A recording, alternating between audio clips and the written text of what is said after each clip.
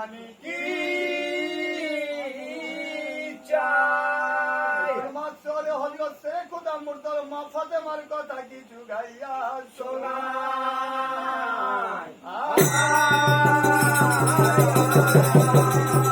আমার পবিত্র বাচ্চা চা মাই বোন বোনেরা बहुत अच्छा। আজ থেকে বহুদিন আগেকার কথা কি বললেন আজ থেকে বহুদিনকার কথা? মাহে কথা বলিস ও কথা। তাই জুলমাত বলে একটা শহর ছিল বুঝলেন আহা সেই জুলমাত শহরের মধ্যে একজন গণ্যমান্য সম্ভ্রান্ত ব্যক্তি বাদশাহ বাস করতেন সে আমার দিন ইসলামের বাদশাহ ছিল না সে ছিল দেরকাম এবং বড় জালেম বড় কাফের ছিল সে নিজেকে ধরাকে সরাজেন মনে করতো না তার ধনের শেষ ছিল না মালের শেষ ছিল না অহংকারের শেষ ছিল না দিমাগের শেষ ছিল না জানাই তোমার তোরে 9 লক্ষ সিপাহী থাকতো তার দেশের হুজুর 9 লক্ষ থাকতো না সিপার সুকই কোথায় থাকতো হুজুর? তোমার কি মনে হয় আমার মধ্যে কোন দরমাতে থাকতো? আরে দরমাতে ভাই দরবারে হ্যাঁ দরবারে দরবারে দরবারে। হ্যাঁ, বলো কার অন্যে প্রতিপালিত হও আপনার কার আন্ডারে বাস করো আপনার আন্ডাতে বসি।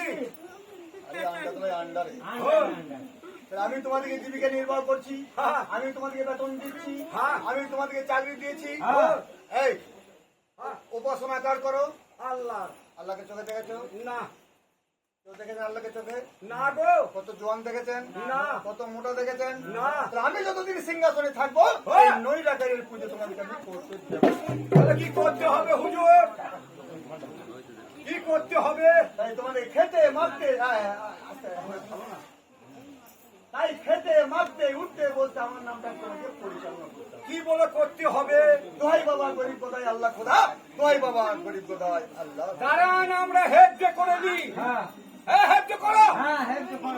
এক গরু গাদা হারাম জাদা। আমি সাতটা দেশের বাচ্চাকে আমি হারাম দিই হুজুর আমার মুখে আসে না আরে আসে না আসে না। এই চুপ করে থাক না, তুমি নাকের কুটাকে টেনে খেয়ে তাই সাতটা দেশের বাচ্চা গরিব কোথায় আমি হারাম যাবে যদি হয়তো তোমার কি হবে তাই তোমার কাছে এই তোর ওঠে কেমন মারিয়া দেবো